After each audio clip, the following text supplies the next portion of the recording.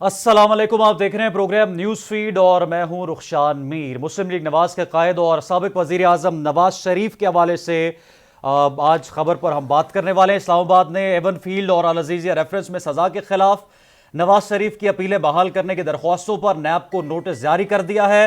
نواز شریف کی سزا کے خلاف اپیلیں بحال کرنے کی درخواستوں پر چیف جسٹس عامر فاروق اور جسٹس گل حسن اورنگزیب پر مشتمل خصوصی بینچ نے سماعت کی ہے۔ دوران سماعت وکیل اعظم نذیر تارڑ روسٹم پر آ گئے اور کہا کہ آسان الفاظ میں یہ اپیلیں بحال کرنے کی درخواستیں ہیں، جس پر چیف جسٹس نے کہا کہ ابھی ہمیں اس پر نوٹس جاری کر کے نیب کو سننا ہے۔ اعظم نذیر تارڑ نے کہا کہ میں آپ کو دلائل دے کر مطمئن ضرور کروں گا۔ عدالت نے استفسار کیا کہ جب ڈیکلیریشن اس قسم کا دیا جائے تو کیا وہ پھر یہ کہہ سکتا ہے کہ اپیلیں بحال کریں؟ نواز شریف نے جسٹیفائی کرنا ہے کہ وہ کیوں اشتہاری ہوئے، وہ عدالت کیوں پیش نہیں ہوتے رہے۔ ایک بات کلیئر کر دوں، آپ لاء کے مطابق ہی جائیں گے۔ اعظم نذیر تارڑ کا کہنا تھا کہ نواز شریف جان بوجھ کر غیر حاضر نہیں رہے، نواز شریف عدالت کی اجازت سے بیرون ملک گئے، ہم عدالت میں میڈیکل رپورٹس پیش کرتے رہے ہیں۔ چیف جسٹس نے ریمارکس دیے کہ نواز شریف کی کسٹڈی اس عدالت کے تحت تھی، آپ دوسری عدالت چلے گئے۔ اس پر وکیل اعظم نذیر تارڑ کا کہنا تھا کہ دوسری عدالت سے ریلیف سے متعلق ہم نے عدالت کو آگاہ کیا تھا، آئین کے آرٹیکل 10A سے پہلے کی صورتحال مختلف تھی۔ چیف جسٹس عامر فاروق کا کہنا تھا کہ آرٹیکل 10A میں حیات بخش کیس کا فیصلہ بھی ہے، اپیلوں کی بحالی روٹین کا معاملہ نہیں۔ آپ کو مطمئن کرنا ہے کہ آپ عدالت سے غیر حاضر کیوں رہے۔ اسلام آباد ہائی کورٹ نے نواز شریف کی آج تک حفاظتی ضمانت منظور کر رکھی تھی اور آج انہیں گرفتار کرنے سے روک رکھا تھا۔ اب جو ہے اس پر ان کی اپیلیں جو ہے وہ بحال کرنے کی درخواستوں پر قومی احتساب بیورو کو نوٹس جاری کر دیا گیا ہے۔ آج کے ہم پروگرام میں اس حوالے سے بات کریں گے کہ نواز شریف کی یہ جو کیسز ہے العزیزیہ اور ایون فیلڈ کے، اس کا قانونی مستقبل کیا ہو سکتا ہے۔ نواز شریف صاحب کو اگر ضمانت ملتی ہے تو وہ کیا اس کو اس طریقے سے پرولونگ کرتے رہیں گے یا ان کی نااہلی کس طرح سے چیلنج ہو سکتی ہے، اس پر ہم تفصیلاً بات کریں گے۔ دوسرے نمبر پر پروگرام میں ہم ذکر کریں گے فلسطین کی موجودہ صورتحال کا۔ فلسطین میں اس وقت جو بربریت جاری ہے غزہ کی پٹی پر اور جس طریقے سے بمباری کی جا رہی ہے نہتے فلسطینیوں پر، اس پر ہم تازہ ترین جو صورتحال ہے وہاں سے ہمیں صحافی جوائن کر رہے ہیں اور پاکستان سے فلسطین فاؤنڈیشن کے جنرل سیکرٹری پروگرام میں ہمارے ساتھ موجود ہوں گے، ان سے ہم تفصیلاً اس پر بات کریں گے اور پروگرام میں ہم گفتگو کریں گے موجودہ معاشی صورتحال سے متعلق بھی۔ ڈالر کی قدر میں کمی کے بعد آٹوموبائل انڈسٹری میں بڑے پیمانے پر فرق دیکھنے کو ملا ہے۔ آج ملک کی معروف کمپنیز نے گاڑیوں کی قیمتوں میں کمی کا اعلان کیا۔ کیا آنے والے دنوں میں مزید کمی امکان ہو سکتا ہے؟ کیا آٹوموبائل انڈسٹری سے وابستہ تمام شعبے اس سے اثر انداز ہوں گے ڈالر کے نیچے آنے سے، اور مستقبل کیا ہے، اس پر ہم تفصیلاً بات کریں گے۔ سب سے پہلے ہم بات کرتے ہیں فلسطین کی موجودہ صورتحال پر اور ڈاکٹر صابر ابو مریم صاحب کو پروگرام میں ہم شامل کرتے ہیں، ساتھ ہمیں فلسطین سے صحافی بھی جوائن کریں۔ میں ذرا پس منظر آپ کو پہلے بتا دوں کہ آخر اس کا پس منظر کیا ہے۔ ناظرین، آج 17واں دن ہے غزہ کی پٹی پر اور غزہ کے ان آرمڈ سیولینز پر بمباری کی جا رہی ہے، وہاں پر میزائلز اور راکٹس داغے جا رہے ہیں اور اب تو یہ بات پوری دنیا جان چکی ہے کہ وہاں پر اسپتالوں کو بھی ٹارگٹ کیا جا رہا ہے اور وہاں پر جو کالجز یونیورسٹیز ہیں ان کو بھی ٹارگٹ کیا جا رہا ہے۔ ہم بھی اپنے پروگرام میں فلسطینیوں کے لیے آواز بلند کرتے ہیں، آواز اٹھاتے ہیں اور اس پر گفتگو کرتے ہیں، سولیڈیرٹی کا اظہار بھی کرتے ہیں فلسطینی بھائیوں کے ساتھ جو مظلوم ہے اس وقت اسرائیلی بربریت کا شکار ہوئے۔ جو اس وقت مناظر دیکھنے کو مل رہے ہیں غزہ میں، جو تازہ ترین اس وقت اطلاعات ہے اس کے مطابق 3600 سے 3700 کے درمیان فلسطینیوں کو شہید کر دیا گیا ہے اور جس طریقے سے وہاں پر بمباری کی جا رہی ہے باقاعدہ جینوسائیڈ ہے، باقاعدہ نسل کشی ہے فلسطینیوں کی، نہتے فلسطینیوں کی جن پر بمباری کی جا رہی ہے اور یہ سوچی سمجھی سازش ہے اور سوچی سمجھی پلاننگ کے تحت یہ سب کچھ ہو رہا ہے۔ اس کی واضح مثال یہ ہے کہ اگر اقوام متحدہ نے یہ کہا ہے کہ آپ موقع دیں لوگوں کو، ان آرمڈ سیولینز جن کا تعلق کسی بھی تنظیم کے ساتھ نہیں ہے، جس کو آپ کہتے ہیں کہ یہ ایک دہشت گرد تنظیم ہے، میں عالمی طاقتوں کی بات کر رہا ہوں کہ جن تنظیموں کو وہ دہشت گرد تنظیم کہتے ہیں، اگر آپ نے ان کو ٹارگٹ کرنا ہے تو اقوام متحدہ کی گائیڈ لائن پر تو آپ عمل کریں، اور جن لوگوں کو آپ نے وقت دیا اقوام متحدہ نے کہ لوگوں کو وقت دیا جائے گا کہ وہ اپنے گھروں کو چھوڑ کر یہاں سے نقل مکانی کریں، ان کو وقت کیوں نہیں دیا جا رہا اور اٹیکس کیے جا رہے ہیں؟ دوسری طرف اس جنگ میں اب جو ملٹی پلیئرز ہیں وہ شامل ہو چکے ہیں، امریکہ کی اس میں مداخلت، یورپین سٹیٹس کی اس میں مداخلت۔ اب معاملہ کچھ یوں ہے کہ یمن میں جو حوثی ہیں وہ بھی اب اسرائیل کے خلاف محاذ سنبھال چکے ہیں، اور دوسری طرف ایجپٹ میں مظاہرے ہو رہے ہیں، اور لبنان سے تعلق رکھنے والے حزب اللہ وہ بھی میدان میں آ چکی ہے۔ یہاں پر خوش آئند بات یہ ہے کہ پاکستان کی طرف سے عملی طور پر آغاز کیا گیا ہے فلسطینیوں کو سپورٹ کرنے کے لیے اور فلسطینیوں کی امداد کرنے کے لیے، عملی طور پر جو ہے وہ آغاز کر دیا گیا ہے، اور کیمپس لے کر، یہاں سے میڈیکل ایڈ لے کر، اور یہاں سے رہنے کے لیے تمام تر چیزیں لے کر، جو کہ بنیادی ضروریات ہیں ایک وار زون میں، وہ تمام تر لے کر یہاں سے گاڑیاں فلسطین کے لیے روانہ ہو چکی ہیں۔ اب سوال یہ ہے کہ اس وقت جو جنگ جاری ہے اس کا سیز فائر کس طرح سے ہو سکتا ہے؟ یہ صورتحال جو نقصان پہنچا رہی ہے نام سویلینز کو، نہتے فلسطینیوں کو، ان کے نقصان کا ازالہ کون کرے گا؟ اور اگر حماس کو یا کسی اور تنظیم کو آپ نے ٹارگٹ کرنا ہے تو پھر فلسطینی آبادیوں کو اور ان کے ہاسپٹلز کو آپ نشانہ کیوں بنا رہے ہیں؟ آخر اس کی کیا وجہ ہے؟ ناظرین، پروگرام میں ہمارے ساتھ موجود ہیں فلسطین فاؤنڈیشن پاکستان کے سیکرٹری جنرل ڈاکٹر صابر ابو مریم صاحب۔ ڈاکٹر صاحب، آپ کے وقت کا شکریہ۔ سب سے پہلے تو مجھے موجودہ صورتحال کے بارے میں آپ سے جاننا ہے کہ غزہ کی اس وقت موجودہ صورتحال کیا ہے؟ بسم اللہ الرحمن الرحیم، آپ کا شکریہ۔ دیکھیے، جو غزہ کی موجودہ صورتحال ہے وہ وہی خبریں ہیں جو آپ اور ہمارے پاس پہنچ رہی ہیں کہ غاصب اسرائیل مسلسل ہسپتالوں پر، اسکولوں پر اور ان عمارتوں پر کہ جہاں پر اس وقت پناہ گزینوں نے پناہ لی ہوئی ہے، جن کے گھر تباہ کر دیے گئے پچھلے 17 دن کے اندر، ان پناہ گاہوں کے اوپر بھی اس وقت وہ بمباری کر رہا ہے۔ یہ ایک ڈیولپمنٹ ہے۔ لیکن دوسری طرف جو ابھی کچھ گھنٹے پہلے جو اطلاعات موصول ہوئی ہیں آپ کے ٹی وی پروگرام شروع ہونے سے پہلے، وہ میں آپ کی خدمت میں عرض کروں کہ غزہ سے تل ابیب کی طرف لانگ رینج کے میزائل کی بڑی بارش کی گئی ہے، بہت زیادہ تعداد کے اندر۔ تل ابیب کو ابھی کچھ دیر پہلے کی یہ بات ہے جو نشانہ بنایا گیا ہے فلسطینی مزاحمت کاروں کی جانب سے، جو کہ ایک بہت بڑی ڈیولپمنٹ ہے۔ اور ساتھ ہی ساتھ جس وقت یہ کارروائی سامنے آئی ہے، دوسری طرف شمال فلسطین کے اندر سیم اسی وقت چند گھنٹوں پہلے حزب اللہ کی جانب سے بھی جو ہے وہ کئی مقامات کو نشانہ بنایا گیا، جس کی فوٹیجز اور تصویریں بھی اب جو ہے وہ آنا شروع ہو چکی ہیں، جو آپ تک بھی یقیناً وہ پہنچ رہی ہوں گی۔ تو یہ اس وقت محاذ ایک بڑے پیمانے پر یہ وسیع ہو چکا ہے، اور جہاں ایک طرف جو صہیونی دہشت گردی ہے، جو بمباری ہے، جو سفاکیت ہے، وہ اپنی جگہ پر ہے، لیکن دوسری طرف جو اس وقت جو اسٹریٹجیکل پوائنٹ ہے وہ یہ ہے کہ فلسطینی مزاحمت اسٹریٹ فاسٹ ہے، وہ بہت زیادہ استقامت کے ساتھ کھڑی ہے، اور 17 دن گزرنے کے بعد وہ مسلسل اس پوزیشن میں ہے کہ وہ اسرائیل کے ان حملوں کا جواب گائے بگائے اس کو دے رہی ہے، اور کسی نہ کسی حد تک اسرائیل کو نقصان پہنچانے میں بھی کامیاب ہو رہی ہے۔ آج کے دن تک جو مختلف کارروائیوں میں اور جھڑپوں میں اور لڑائیوں میں اس وقت تک کوئی 380 فوجی جو صہیونی ہیں وہ جو ہے مختلف محاذ پر جنوبی لبنان کی طرف اور ادھر غزہ اور تل ابیب اور مختلف علاقوں میں ہونے والی لڑائیوں میں وہ ہلاک ہو چکے ہیں۔ اور میں آپ کو اور بتاؤں، غزہ سے ملحق جو علاقے ہیں، کئی علاقے، اس وقت کوئی 13 علاقوں کی لسٹ ہے جو یہاں پر موجود ہے، جس میں دیکھا جا سکتا ہے وہ نقشے کے اوپر بھی کہ بہت سارے علاقے ہیں جن پر فلسطینی مزاحمت کاروں کا کنٹرول فی الوقت تک باقی ہے۔ اور یہ بہت بڑی، دیکھیں، یہ بہت بڑی ایک فلسطینی مزاحمت کی تاریخ میں ایک بہت بڑی کامیابیوں کے بعد ایک کامیابی ہے کہ اتنے دن گزرنے کے بعد، جبکہ دوسری طرف اسرائیل پوری طاقت لگا رہا ہے، پوری قوت کے ساتھ، جس کے پیچھے امریکہ ہے، برطانیہ ہے، کینیڈا اور اٹلی اور پتہ نہیں کون کون سے ممالک ہیں۔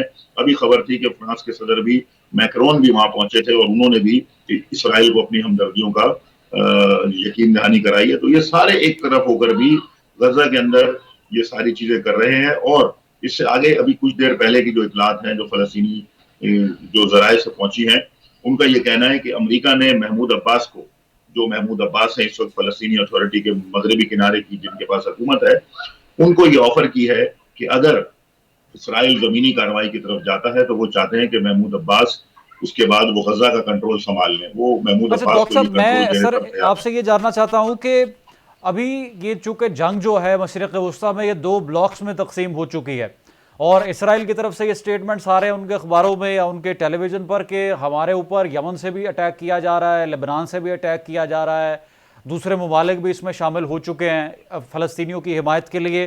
آپ مجھے یہ بتائیں کہ اس وقت ایکچولی غزہ میں جو فائٹنگ فورسز ہیں وہ کون کون سے ممالک کے ہیں؟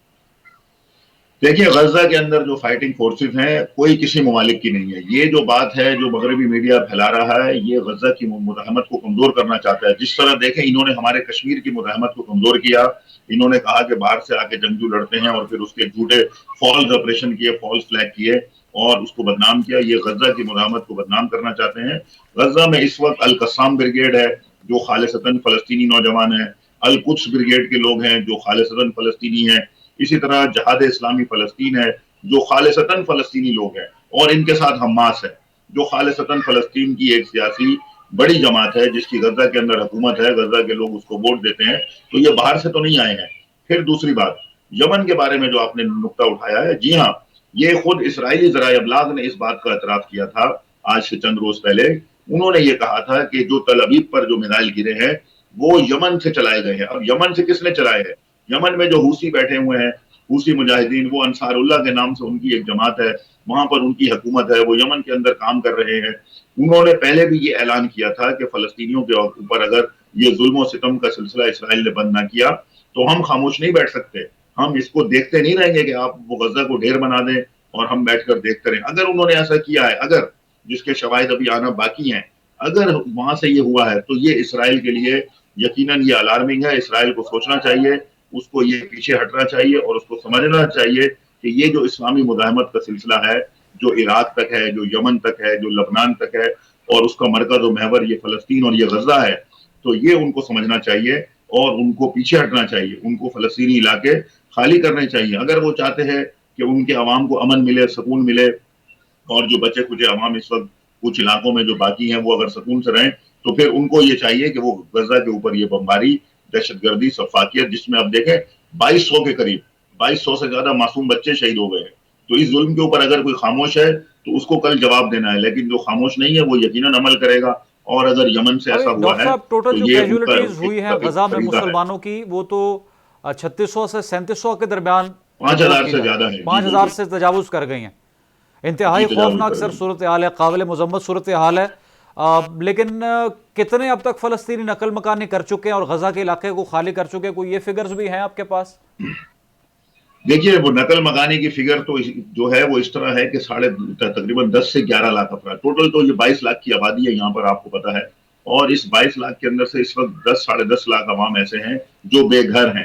وہ نقل مکانی کر کے کہاں جائیں گے؟ وہ خان یونس جا سکتے ہیں, بہت زیادہ بھی اگر جائیں گے قریب ترین علاقہ خان یونس میں جا سکتے ہیں, اور وہ جا رہے ہیں. اور اس کی کوئی بہت بڑی تعداد نہیں ہے, کوئی 10-15 ہزار پہنچے ہوں گے, لیکن سارے کے سارے 10 لاکھ اس وقت غزہ کے اندر بے سر و سامان ہیں.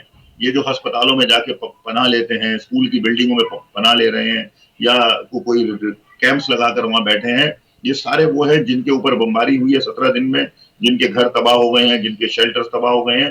اور میں آپ کو یہ عرض کروں کہ غزہ کی ایک بہت بڑی آبادی کے اندر 8 مقامات ایسے ہیں جہاں پر آلریڈی فلسطینی ریفیوجیز رہتے ہیں. یعنی یہ کون سے ریفیوجیز ہیں؟ جن کو 1967 میں مغربی کنارے سے نکالا گیا تھا جب اسرائیل نے جنگ وہاں پہ کی تھی اور جو مشرقی بیت المقدس کے اوپر اپنا کنٹرول حاصل کیا تھا, تو اس وقت ان کو نکالا گیا تھا. تو یہاں پر آلریڈی ریفیوجیز ہیں, یہ ریفیوجی کیمپس ہیں. تو ان کو اس وقت یہ کہاں جائیں گے؟ آپ دیکھیے ایک طرف سمندر ہے, یہ کہاں جائیں؟ کیا سمندر میں چلے جائیں؟ دوسری طرف ایجپٹ ہے, ایجپٹ کا آپ کو سامنے ہے صورتحال کہ وہ امدادی کارروائیوں کے لیے بھی راستہ نہیں کھول رہا, تو وہ ان کے لیے کیسے کھولے گا؟ تو تیسری طرف جو بچتا ہے ان کے پاس وہ لے دے کر یہ مقبوضہ فلسطین کا علاقہ ہے جہاں پر اس وقت جنگ ہے, فلسطینی مجاہدین اور یہاں پر ان کے درمیان جنگ ہے. جو سیدروت ہے, جو اشدود ہے, جو اشکلون ہے, جو نیتنیا ہے اور دوسرے علاقے ہیں, یہ سارے وہ علاقے ہیں جہاں پر صہیونی آبادکاری تھی, اور اس صہیونی آبادکاری کے اوپر فلسطینی مجاہدین نے اپنا کنٹرول حاصل کیا ہے. اچھا ڈاکٹر صاحب, یہ رفح کراسنگ کا کیا سٹیٹس ہے؟ کیونکہ کل پاکستان سے امدادی سامان کی کھیپ جو ہے وہ فلسطین کے لیے روانہ ہو گئی, کہ انتہائی خوش آئند خبر ہے, اور دوسرے اسلامی ممالک بھی اب نقش قدم پر چل رہے ہیں. کچھ تو پہلے ہی فلسطینیوں کی امداد کی بات کر رہے تھے, حمایت کی ان کی بات تو ہم سبھی کرتے ہیں. رفح کراسنگ اگر کھول دی جاتی ہے تو کس طرح سے غزہ میں پھنسے ہوئے اس جنگ زدہ علاقے میں جو مسلمان شہید ہو رہے ہیں ان کے لیے کس طرح سے فائدہ مند ثابت ہو سکتا ہے؟ जी बिल्कुल, जो इजिप्ट गवर्नमेंट है उसके साथ ये बातचीत हुई थी, और इजिप्ट में आप देखें कि आज उन्होंने फलस्तीनी मुजाहमत हमास के साथ मुज़ाकरात भी किए हैं, और जो दो इसराइली जो शहरियों को, जो दो सेहूनी लोग जो इनके गिरफ्तार थे खवातीन, उनको छुड़वाने के लिए भी उन्होंने किरदार अदा किया मिस्र और कतर ने। तो हमास ने भी उनको यही कहा है कि आप ये रफा क्रॉसिंग खोले ताकि यहाँ से इमदादी सरगर्मियां शुरू की जा सके। तो मिस्र की जानिब से एक पॉजिटिव साइन आया था, लेकिन ताहाल इस वक्त तक अभी तक इसके ऊपर कोई अमली जामा नहीं पहनाया गया। जहां तक पाकिस्तान ने इमदाद भेजी है, ये बहुत अच्छा काम है। हम समझते हैं कि हुकूमत को ये सिलसिला जारी रखना चाहिए और इसको रोकना नहीं चाहिए, और इजिप्ट गवर्नमेंट को भी, हमारे दफ्तर खारजा को चाहिए कि प्रेशराइज करें, बातचीत करें, उनसे कहें कि भाई फिल फॉर खोलें ताकि इमदाद को जल्द अज जल्द वहां पर पहुंचाए। क्योंकि आप देखें ना, खाने पीने की वहां पर अशियां हैं, और फिर सर्दी का मौसम आ रहा है, ये ठंड का मौसम है। आप देखिए कि इस ठंड के सर्द तरीन इलाके के अंदर वहां पर वो लोग रहते हैं, और इस सर्दी में किस तरह से वो बेचारे रहेंगे, ना उनके पास कंबल है, ना बिस्तरे हैं, ना पहनने के लिए कोई जैकेट्स या स्वेटर्स हैं। तो ये एक संगीन सूरत हाल इख्तियार करती जा रही है, इस पर तवज्जो देना बहुत जरूरी है। और मुझे उम्मीद है कि ये जो हमास और वो मिस्र के दरमियान जो मुज़ाकरात हुए हैं दो इसराइली कैदियों को छोड़ने के लिए, जो उन्होंने छोड़े भी हैं, तो इस पर मिस्र को चाहिए कि वो इस रास्ते को अब खैर बात के लिए इसको खोले ताकि यहाँ से इमदादी सरगर्मियां शुरू हो जाएं। बहुत शुक्रिया डॉक्टर साबिर अबू मरियम साहब, तीन फाउंडेशन पाकिस्तान के जनरल सेक्रेटरी हमारे साथ प्रोग्राम मौजूद थे। नाज़रीन, अब कुछ गुफ्तगू करते हैं पाकिस्तान की मौजूदा मुआशी सूरत हाल पर। बड़े मुस्बत इंडिकेटर्स देखने को मिल रहे हैं। आप जानते हैं कि पेट्रोलियम मसनूआत की कीमतों में कमी हो चुकी है। डॉलर जो कि आउट ऑफ कैपेसिटी हो चुका था, डॉलर में भी अब हमें गिरावट देखने को मिल रही है, और इसका इम्पैक्ट बहुत सी इंडस्ट्रीज़ पर डायरेक्टली या इनडायरेक्टली तो पड़ता है, आप जानते हैं। और जो ऑटोमोबाइल इंडस्ट्री है वो इससे किस हद तक इफेक्ट हो सकती है। आज की खबर ये है कि बड़ी कंपनीज ने, जिसमें एमजी शामिल है, टोयोटा शामिल है, होंडा शामिल है, उन्होंने अपनी गाड़ियों की कीमतों में कमी का फैसला कर लिया, और तीन बड़ी कंपनीज तो कीमतों में कमी का ऐलान कर चुकी हैं, और आज टोयोटा ने किया अपनी गाड़ियों में कमी का ऐलान। अब देखना यह है, सवाल यह है कि क्या डॉलर स्टेबल रहेगा, डॉलर की कदर मजीद नीचे गिरेगी, या ये वक्ती तौर पर एक बैलून है और दोबारा किसी भी वक्त डॉलर जो है वो बढ़ सकता है, और पाकिस्तान दोबारा से अभी भी इकोनॉमिक कंडीशन को इतनी बेहतर नहीं है। अगर हम ब्रॉडर पर्सपेक्टिव पर इस पर बात करें तो मेरे साथ मौजूद है प्रोग्राम में डॉक्टर हसनैन जावेद साहब, माहिर मुआशियात तज्ज़िया। डॉक्टर साहब, आपके वक्त का बहुत शुक्रिया। ऑटोमोबाइल इंडस्ट्री को किस हद तक फ़र्क पड़ेगा डॉलर की कदर में कमी आने से? आज बड़ी मुस्बत खबरें आ रही है कि कंपनीज अब गाड़ियों की कीमतें सस्ती कर रही हैं, कम कर रही हैं। अच्छा, ये बात दुरुस्त है। पाकिस्तान हमेशा से बूम एंड बस्ट साइकिल में रहता है, और अब जो हालात हैं वो पिछले दौर से इसलिए अक्सर मुख्तलिफ हैं क्योंकि यहाँ पर अभी जमहूरियत नहीं है। क्योंकि सारा का सारा आप देखें कि इनिशिएटिव SIFC हो गया या ग्रीन डेवलपमेंट हो गया, और स्मगलिंग के खिलाफ और ग्रे मार्केट के खिलाफ और ब्लैक मार्केट के खिलाफ, जिस पर मैं मुसलसल बोलता रहा कि इसके ऊपर क्रैक डाउन की जरूरत है। और इसके अंदर आपको ये आपके इल्म में है कि मैं इसहाक डार साहब के मुतल्लिक जो है वो खुलकर बोलता हूँ, और मैं ये इनको इस चीज़ का मुजरिम करार देता हूँ कि एक साल के अंदर जो है डॉलर 100 रुपये से ऊपर चला जाना, ये पाकिस्तान के पूरे जो इंडस्ट्रियल साइकिल के लिए नुकसानदेह था। इसी तरीके से अब आप देख रहे हैं कि 1800 सीसी की गाड़ियों के अंदर 13 लाख की कमी आ गई, और उसकी आपने डिटेल्स भी आपने फरमाई हैं कि आप देखें कि ऐसी क्वालिटी जो गाड़ी जो है जो 80 लाख की बिक रही है या 1 करोड़ 5 की बिक रही है, उसकी जेन्युइन अगर हालत देख ली जाए तो वो 30 लाख की भी काबिल नहीं है, क्योंकि उसके अंदर जो है वो आपके सेफ्टी बैग्स भी इस तरह के नहीं हैं। तो अगर आप बाकी देखें तो जो कि इंटरनेशनल कारें हैं जो जापान से इंपोर्ट हुई हैं, उनका तो कोई हाल नहीं, लेकिन जो पाकिस्तान में असम्बल कारें हैं वो अपनी प्राइस नीचे करने के बावजूद भी बाइंग पावर के दरमियान में रहेंगी, और वो कुछ अपनी जो है वो प्राइस, क्योंकि वैसे ही ये बैलून था, और ये बैलून इसलिए बढ़ा था, यानी दो चीजों में बढ़ा था, कैसीनो इकोनॉमी के तहत, एक आपकी कारों के अंदर जो आपकी यहाँ संभल हो रही थी, और उसके अलावा आपकी रियल एस्टेट के अंदर, यानी बगैर यानी वजह के इतनी बुलंद कीमतें थी कि जिसके अंदर शऊरी हद तक, या अगर आप शऊरी तौर पर या प्रैग्मेटिक एनालिसिस करें तो कीमतों का इतना बढ़ना बनता नहीं था। तो यूं समझ लें कि 90% तक यानी प्रोडक्ट की औकात इतनी नहीं थी जितने ज्यादा उसके अंदर हवा भर दी गई। तो इतनी ज्यादा हवा भर दी गई कि ये मामला आपके हाथ से निकल गया। तो अब पाकिस्तानियों में जो गाड़ियों की असम्बलिंग जो है, लकी मोटर कॉर्पोरेशन के मुकाबले में, डॉलर के मुकाबले में जो रुपए की कदर में इजाफे के पेश नजर अपनी गाड़ियों की मुख्तलिफ मॉडल्स की कीमत में 5 लाख की कमी कर दी गई। اسی طریقے پاکستان میں بننے والی جو قیمتیں ہیں ان میں جاپان سے جو منگوائی جانے والی تمام استعمال شدہ گاڑیاں ہیں ان کی تقریباً جو ریگولیرٹی ڈیوٹی کی میعاد ہے وہ ختم کر دی گئی ہے. اس طریقے سے وہ ان کی جو ہے وہ نلیفائی ہو چکی ہیں, ان کی کوئی پرائس ہی نہیں رہی, یعنی مارکیٹ میں وہ بالکل اب جو ہے وہ یعنی ٹکر ٹوکری ہو جائیں گی. اسی طریقے سے آپ جو ریگولیرٹی اتھارٹی کے اوپر بات کر رہے ہیں وہ 100% کر دی گئی, یعنی ریگولیرٹی اتھارٹی. جو امپورٹنٹ ترین چیز ہے جو میں آپ کے ساتھ شیئر کرنا چاہتا ہوں وہ یہ کہ ملک میں گاڑیوں کی جو ڈیلر ایسوسی ایشن نے کہا تھا کہ ریگولیرٹی اتھارٹی ختم ہونے سے 1800 سی سی کاروں کی جو قیمت ہے اس میں کمی واقع ہوگی. تو یہ آپ کے سامنے ہے کہ یہ کمی واقع ہو گئی, اور یہ بات صرف میں اسحاق ڈار صاحب کے اوپر بہتان باندھ نہیں رہا اور نہ میں کوئی دشنام ترازی کر رہا ہوں, لیکن آپ یہ سن سکتے ہیں کہ اس شعبے میں بعض ماہرین نے, اس سے میرے علاوہ بھی کئی ماہرین نے یہ بات کی تھی کہ گزشتہ ایک سال میں ڈالر کی قدر میں 100 روپے سے زیادہ کا اضافہ, لہٰذا ریگولیٹری ڈیوٹی کمی ہونے کے باوجود جو درآمد کی گئی استعمال شدہ گاڑیوں کی قیمت میں زیادہ کمی کا امکان کم ہے. تو اس طریقے سے یہ جو پورا کا پورا سائیکل ہے, سپلائی اینڈ ڈیمانڈ سائیکل سارا جو برباد کیا ہے, اس کا سارا سہرا آپ اسحاق ڈار صاحب کو دیں. لیکن اگر کچھ حلقوں کو اگر یہ لگتا ہے کہ قیمتیں کم ہونے سے یہ گاڑیاں خریدی جائیں گی تو لوگوں کی قوت خرید اس سے بھی کم ہو چکی ہے, لوگوں کی اوقات ہی نہیں رہی, لوگوں کی وہ معاملات ہی نہیں رہے کہ وہ کوئی گاڑی خرید سکیں, کیونکہ قوت خرید اتنی کم ہو چکی ہے کہ ایک آدمی اگر 5 لاکھ بھی کما رہا ہے تو اپنی گاڑی کی فیلنگ پوری نہیں کر سکتے.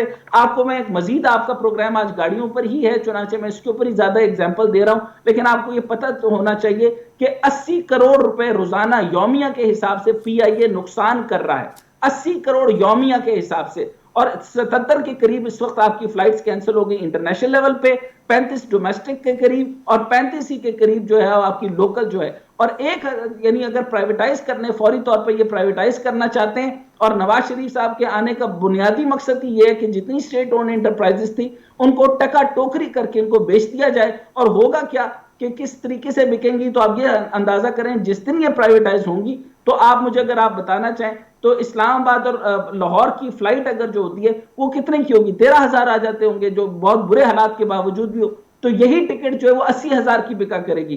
گلگت بلتستان میں لوگ نارملی جو ہے وہ بائی ایئر ٹریول کرتے ہیں تاکہ وہ اتنا لمبا ٹریول, کیونکہ کنسسٹنٹ ٹریول کرنا ہوتا ہے, وہ کم نہیں کرنے کے لیے وہ بائی ایئر کرتے ہیں, تو ان کی فلائٹ کی ٹکٹ 1.5 لاکھ تک چلی جائے گی. تو جب آپ پرائیویٹائزیشن کریں گے تو کسی انڈرسٹینڈنگ کے تحت نہیں کریں گے, ایک یونینیمس سٹینڈرڈ نہیں بنائیں گے, تو معاملات ایسے ہوں گے. تو ڈالر جو ہے وہ فی الحال سارا کریڈٹ پاکستان ملٹری کو دیں, اور انٹرم گورنمنٹ کو میں کسی بھی قسم کا کوئی بھی جو ہے وہ کریڈٹ دینے کو تیار نہیں ہوں, نہ انڈسٹری میں, نہ آپ کی لوکل باڈیز کے اندر, نہ لوکل معاملات کے اندر, نہ ان کے جو ہے وہ فیڈرل کے معاملات کے اندر, نہ اس کریک ڈاؤن کے اندر. کریک ڈاؤن جو سمگلنگ کے اوپر, گرے مارکیٹ کے اوپر, اور جتنا سمگل وہاں سے ہو رہا تھا, اس سارے کا کریڈٹ جو ہے وہ آپ پاکستان ملٹری یعنی جنرل عاصم منیر صاحب اور ان کی ٹیم کو دے سکتے ہیں. اور اس کے علاوہ جب آگے ڈیموکریسی ہے, ان کا کریڈٹ ہے, تو آپ نے دیکھ لیا کہ اربوں روپے کے ایڈ چلائے گئے, اربوں روپے کے جہازوں کے اوپر سے پھولوں کی پتیاں نشاور کی گئی, اور 80 ارب روپے کا الیکشن یعنی 40 ارب روپے کا الیکشن تو پچھلی دفعہ ہونا تھا, اس کی کاسٹ بڑھ گئی 60 ارب روپے کی.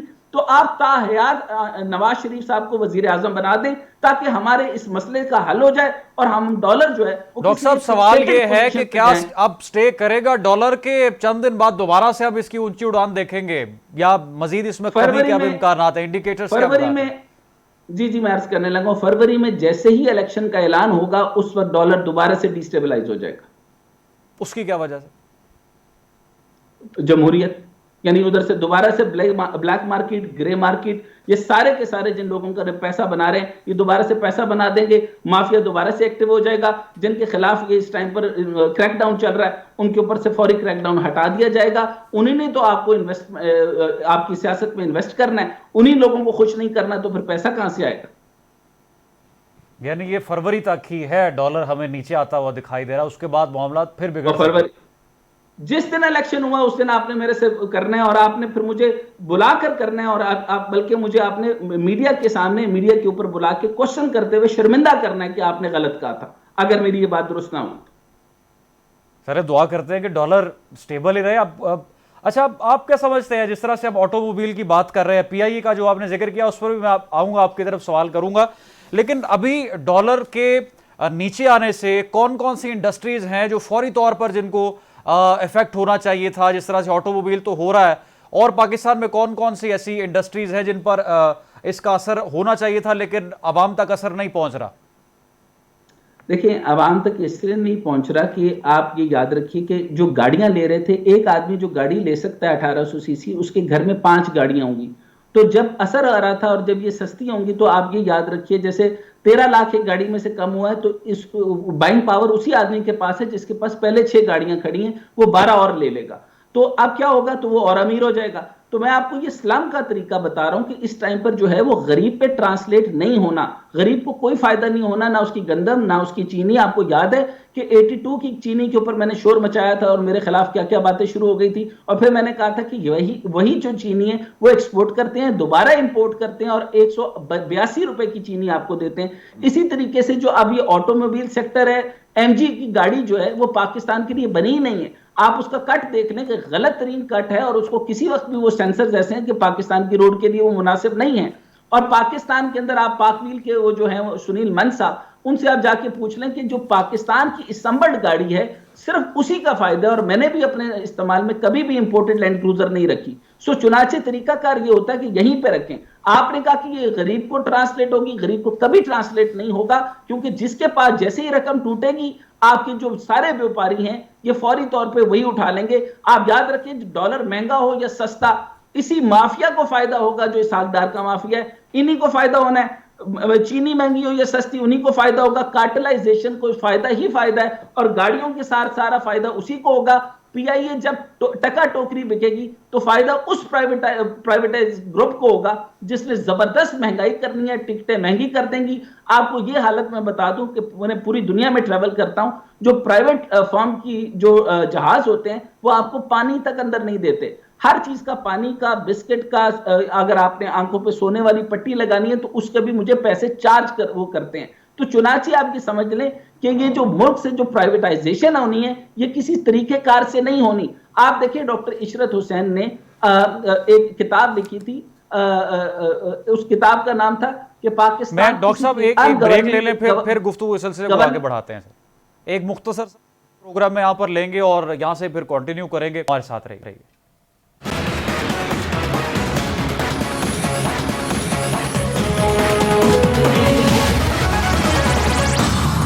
वेलकम बैक नाजरीन। पाकिस्तान की इकॉनमी पर हम गुफ्तगू कर रहे हैं। रवा माली साल बैरूनी कर्जों की फराहमी जो है वो रिकॉर्ड सतह पर पहुंच चुकी है। स्टेट बैंक ऑफ पाकिस्तान की रिपोर्ट के मुताबिक गुज़श्ता माली साल में बैरूनी कर्जों की फराहमी 18 बिलियन डॉलर की रिकॉर्ड सतह तक बढ़ी, और स्टेट बैंक के मुताबिक हुकूमत ने माली साल 23 के दौरान 17.8 बिलियन डॉलर अदा किए, और गैर मुल्की वाजिबात कर्ज की फराहमी में 224 मिलियन डॉलर तक कमी रिकॉर्ड की गई। अब इस पर जो सूरत हाल है इस पर तो हम बात करेंगे, लेकिन जो पीआईए का जिक्र किया डॉक्टर हसनैन जावेद साहब ने, उसकी बुनियादी वजूहात क्या हो सकती हैं, ये डॉक्टर साहब से जानते हैं। जी डॉक्टर साहब, क्या वजह है रोजाना की बुनियाद पर इतना खसारा पीआईए को? अच्छा, इंटरेस्टिंगली आप ये समझ लें कि टोटल आपको पता है कि कितने टोटल जहाज थे। अब आपके पास सिर्फ 27 जहाज थे, वो भी नाकारा। अच्छा, 27 जहाज जो थोड़ा बहुत चलते थे उसको भी, उसकी रीजन बड़ी इंटरेस्टिंग है। पहले तो ये बता दूं कि इस टाइम पे 90 बिलियन का टोटल खसारा है और टोटल पीआईए लॉस में है। अच्छा, इसके अलावा जो सबसे बड़ा प्रॉब्लम जो आया, यानी जिसकी वजह से मैंने आपको बताया कि 77 फ्लाइट्स जो हैं वो इंटरनेशनल कैंसिल हुई। 81 कैरियर्स जो हैं, जो नेशनल फ्लाइट कैरियर्स जिनको आप कहते हैं, वो डोमेस्टिक तौर पे ऊपर हुए, और जो लोकल तौर पे हैं वो 81 के करीब हैं। और ये मेरे लफ्ज नहीं है, आपके पीआईए के स्पोक्स पर्सन के। तो उसके बाद जो है वो रोजाना की फ्लाइट जो मुअत्तल हो रही हैं उसकी वजह से 80 करोड़ का रोजाना नुकसान है। और आप हैरान होंगे कि नुकसान की मज़ाहिया रीजन ये है कि पीएसओ उनको पेट्रोल नहीं दे रहा। अच्छा, आप पेट्रोल इसलिए नहीं दे रहा क्योंकि इंटरनेशनल प्राइस के जो है वो डिस्टेबलाइज होने की वजह से, क्योंकि इंटरनेशनली कभी प्राइस कम थे, फिर ज्यादा थे, अब फिर कम है, लेकिन उसकी वजह से कोई बैलेंस ऑफ पेमेंट उनके साथ सेट नहीं हुआ, क्योंकि पिछला बहुत ज्यादा खसारा है। चुनाचे वो आप जो है वो पेट्रोल पंप یعنی پی ایس او پیسے ہی نہیں دے رہا اور پیٹرول ہی نہیں دے رہا. جب آپ کے جو وزیر اعظم جو ہے وہ کیئر ٹیکر پرائم منسٹر جب یہ بات کہے کہ وزیر اعظم کا جہاز جو ہے وہ پیرس میں صرف اس لیے رکا تھا کیونکہ 8 گھنٹے بعد اسے ریفیول ہونا ہوتا ہے, تو چنانچہ میں اس وجہ سے کسی پیرس کے ایک اچھے ہوٹل میں جا کر کھانا کھا لیا, ادروائز ریزن اس کی یہ تھی کہ 8 گھنٹے کے بعد ریفیول ہونا ہوتا ہے.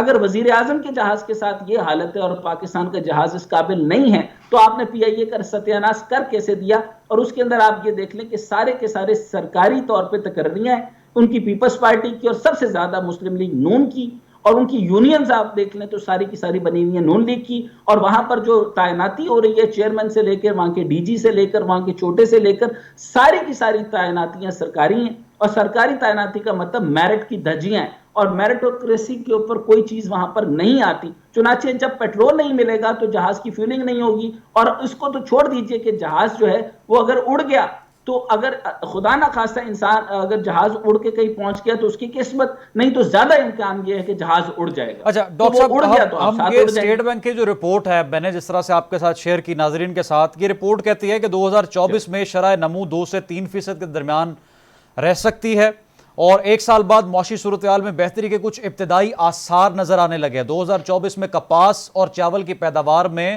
متوقع بحالی سے زراعت میں بہتری آئے گی, اور مختلف جو شعبے ہیں وہ زیادہ مضبوط ہوں گے. یہ اسٹیٹ بینک کی جو رپورٹ ہے یہ سال یہ تو ہمیں بتاتی ہے کہ اس سال تو کوئی بہتری نہیں آئی, لیکن اگلا سال بہتر ہو سکتا ہے 2024 ہمارے لیے.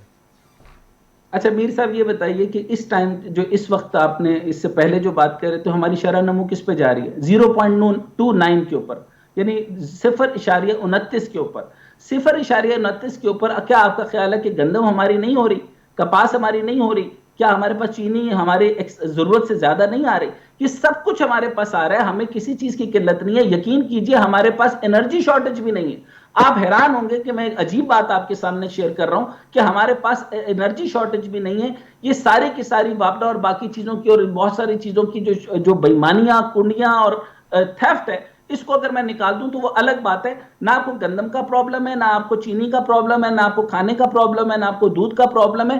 پرابلم کہاں ہے؟ یہ جو مافیا جو ہے وہ سارے کے سارے جو ذخائر بناتا ہے, کارٹلائزیشن کرتا ہے, اسی کی پرائس کو ڈمپ کرتا ہے, اور انہی کو ڈمپ کر کے جو مہنگے داموں مارکیٹ میں لے کر آتا ہے. یعنی ٹوٹل مینیجریل پرابلم ہے. آپ اس کے مطابق آپ مجھے بتائیں کہ اسٹیٹ بینک غلط نہیں کہہ رہا ہے, ہونا اتنی چاہیے, جو کہ بہت ہی غلط ہے. جو پریڈکشن بھی اگر وہ 2% کی دے رہے ہیں تو غلط دے رہے ہیں. بلومبرگ تو 3 کی دے رہا ہے, ورلڈ بینک بھی دے رہا ہے, سارے لوگ اس طرح کی دیتے ہیں. لیکن پوائنٹ یہ ہے کہ جب ہم کارٹل کرتے ہیں اور ہمارے جو ملکی جو اشرافیہ اور سیاستدان ہیں جنہوں نے الیکشن کے اوپر اور نواز شریف کی آمد پہ اتنا پیسہ لگا دیا, تو وہ پھر جب کارٹل کریں گے اور ذخیرہ اندوزی کریں گے اور پھر اپنا پیسہ پورا کریں گے, کیونکہ اوپر سے ان کا چاچا جو ہے وہ انہوں نے فیڈرل منسٹر فار اجناس لگایا ہوگا, ایک فیڈرل منسٹر جو ہے وہ فوڈ سیکیورٹی لگایا ہوگا, ایک فیڈرل منسٹر فار جو ہے وہ اکنامک افیئر لگایا ہوگا. تو یہاں سے یہ جو جہاں سے تخمینے لگنے ہیں, جہاں سے پرائس بننی ہے, اسی پرائس کے اوپر تو ان کا منسٹر بیٹھا ہے. اور اسی نے جب وہ پوچھا جائے گا نواز شریف صاحب یا کیئر ٹیکر گورنمنٹ کے, جب ان سے پوچھی جائے گی کہ بھائی یہ تم لوگ کیا کر رہے ہو, تو وہ ان کو جا کر بتائے گا کہ بھائی صاحب آپ کے اوپر ہم نے اتنا خرچہ کیا ہے, ہم نے اگر آپ کے اوپر تقریباً 50 کروڑ لگایا تو ہم نے 2 ارب تو بنانے ہیں نا, تو اگلی دفعہ سیاست ہم نے نہیں کرنی. آپ نے تو 1.5 سال بعد چلے جانا ہے. جیسے میاں صاحب آ بھی گئے تو انشاءاللہ 6 مہینے بعد چلے جائیں گے, کیونکہ ان کی حرکتیں ہی ایسی ہیں. ویسے ہونا ان کے لیے یہ چاہیے کہ تا حیات ان کو وزیر اعظم بنا دینا چاہیے. لیکن fact of the matter is ہم جینیٹکلی کرپٹ ہیں ود اپالوجی, پورے پاکستان کے ساتھ ود اپالوجی. پاکستان اس وقت جینیٹکلی کرپٹ ہو چکا ہے. غریب اپنی غربت بیچ رہا ہے. جب غریب اپنی غربت بیچنا چھوڑ دے گا تو کارٹل بننا بند ہو جائیں گے, لوگ سیاسی مفادات حاصل کرنا چھوڑ دیں. عوام کیا کرپشن کر سکتی ہے سر؟ میں وہی تو بتا رہا ہوں, غریب اپنی غربت بیچنا چھوڑ دیں, یعنی 1 to 5 نہ لیں, 5,000 کے اوپر اپنا ووٹ نہ بیچیں. ٹوٹل 1 دن کی عزت ہوتی ہے, اور اس کے بعد آپ کو جو ٹرک آپ کو لے کر آتا ہے وہ واپس گھر بھی نہیں چھوڑ کر آتا. تو غریب اپنی اتنی غیرت کو مینٹین کر لیں, یقین کریں یہ مافیا نہیں بن سکتے, یہ سیاستدان جو ہیں وہ جھوٹے وعدے نہیں بیچ سکتے, یا آپ کو خرید نہیں سکتے, یہ کارٹر نہیں بنیں گے. اور پھر یہ جو آپ ہی کی چینی جو ہے وہ آپ کو یہ پتہ ہے جنوبی پنجاب کے اندر 3 لوگ تھے, ذکا اشرف ہو گیا, جہانگیر ترین ہو گیا, نواز شریف ہو گیا, اور پرویز الہی بھی صاحب تھے.